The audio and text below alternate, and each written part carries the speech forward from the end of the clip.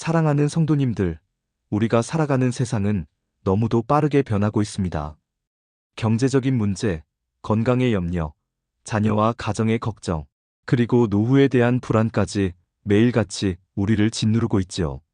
그런 상황 속에서 자연스럽게 입에서 나오는 말이 무엇입니까? 불평과 원망이 아닙니까? 왜 이렇게 힘들게 살아야 하나? 왜 나만 이런 고통을 겪어야 하나? 하나님은 왜 나를 도와주시지 않나?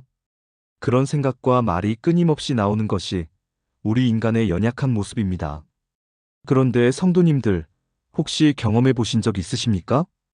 똑같은 상황인데 불평 대신 감사의 말을 할 때 마음이 달라지는 것을. 환경은 그대로인데 내 영혼이 가벼워지고 오히려 하나님이 역사하실 길이 열리는 경험 말입니다. 정말 놀라운 일이 아닐 수 없습니다. 오늘은 불평 대신 감사할 때 우리 삶에 어떤 놀라운 변화가 일어나는지를 네 가지로 나누어 살펴보려 합니다. 말씀을 통해 깨닫고 실제 삶에 적용하여 감사의 능력을 누리시는 은혜가 있기를 축복합니다. 첫 번째로, 감사는 우리의 시선을 문제에서 하나님께로 옮겨줍니다. 사람은 본능적으로 문제를 바라봅니다. 경제적 어려움, 건강의 문제, 인간관계의 갈등, 이 모든 것들이 우리의 시선을 사로잡지요. 그럴 때 우리는 염려와 두려움 속에 갇히게 됩니다. 그러나 감사는 우리의 영적인 눈을 열어 하나님을 바라보게 만듭니다. 데살로니가전서 5장 18절 말씀을 기억하십시오. 범사에 감사하라. 이는 그리스도 예수 안에서 너희를 향하신 하나님의 뜻이니라. 하나님의 뜻은 우리가 모든 상황 속에서 감사하는 것입니다. 이 말씀은 단순한 도덕적 권면이 아닙니다. 하나님의 능력을 경험하는 비밀이 바로 감사에 담겨 있다는 것입니다. 예를 들어 병원에서 큰 수술을 앞둔 환자가 있다고 생각해 보십시오. 그 상황에서 불평하면 두려움과 원망만 커집니다.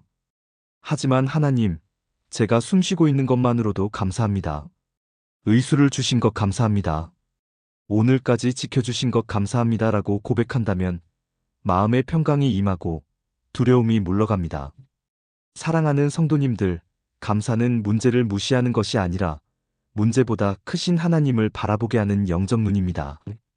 그러니 불평 대신 감사할 때 하나님이 일하시는 놀라운 은혜를 경험하게 됩니다. 두 번째로, 감사는 절망을 소망으로 바꿉니다. 사람이 불평만 하면 미래가 보이지 않습니다. 앞으로 뭐가 달라질까? 다 소용없다라는 생각이 들지요. 그러나 감사는 희망의 씨앗이 됩니다. 시편 50편 23절 말씀을 보십시오. 감사로 제사를 드리는 자가 나를 영화롭게 하나니 그의 행위를 옳게 하는 자에게 내가 하나님의 구원을 보이리라. 감사는 하나님의 구원을 보게 만드는 열쇠입니다. 성경 속에서 요나를 떠올려 보십시오. 큰 물고기 뱃속에서 그는 죽음의 절망을 경험했습니다. 그때 요나는 감사의 기도를 드렸습니다. 나는 감사하는 목소리로 주께 제사를 드리며 나의 서원을 주께 갚겠나이다. 요나서 2장 9절. 그 순간 하나님은 물고기에게 명하여 요나를 육지에 토하게 하셨습니다.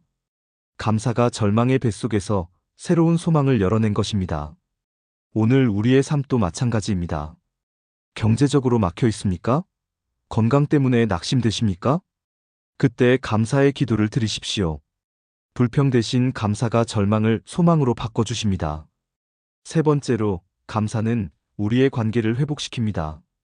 불평은 관계를 깨뜨립니다. 가정에서도 배우자에게 불평만 하면 마음이 멀어지고 자녀에게 불평만 하면 마음이 다치게 됩니다. 직장에서도 마찬가지입니다.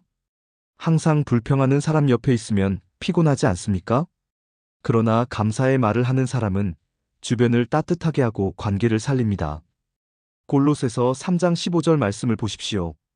그리스도의 평강이 너희 마음을 주장하게 하라. 너희는 또한 감사하는 자가 되라. 감사하는 마음은 평강을 가져오고 평강은 관계를 회복시킵니다. 탕자의 비유를 기억하시지요?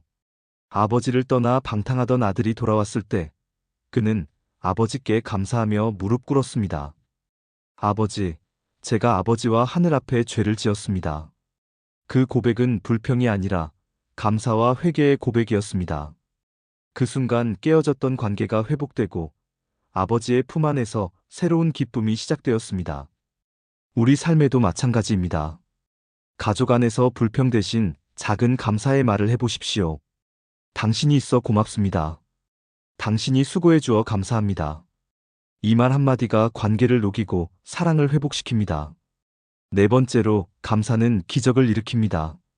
성경을 보면 놀라운 기적의 순간마다 감사가 있었습니다. 예수님께서 오병이어의 기적을 행하실 때를 떠올려 보십시오. 요한복음 6장 11절에 이렇게 기록되어 있습니다.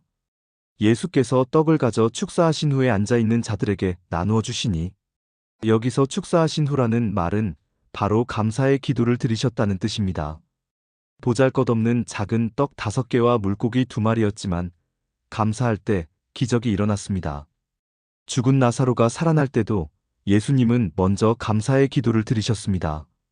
아버지여, 내 말을 들으신 것을 감사하나이다. 요한복음 11장 41절. 그리고 나서 나사로가 무덤에서 살아나온 것입니다. 사랑하는 성도님들, 감사는 하나님의 능력을 여는 열쇠입니다. 불평은 기적의 문을 닫아버리지만 감사는 기적의 문을 활짝 여는 것입니다. 오늘 우리의 삶에도 같은 원리가 적용됩니다. 작은 것에도 감사할 때 하나님께서 도저히 인간의 힘으로는 불가능한 일을 이루시는 기적을 보게 될 것입니다. 이제 오늘 말씀을 정리해 보겠습니다. 첫째, 감사는 시선을 문제에서 하나님께로 옮겨줍니다. 둘째, 감사는 절망을 소망으로 바꿔줍니다. 셋째, 감사는 우리의 관계를 회복시킵니다. 넷째, 감사는 기적을 일으킵니다.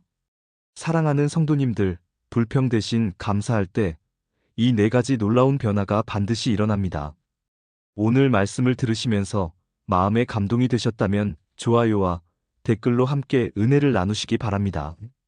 또한 주변 분들과 이 말씀을 나누어 불평의 세대 속에서 감사의 세대로 바꾸어가는 사명을 함께 감당하시기를 부탁드립니다. 마지막으로 사랑하는 성도님들 한 분 한 분 위에 하나님의 크신 은혜와 감사의 기적이 가득하시기를 예수 그리스도의 이름으로 축복합니다.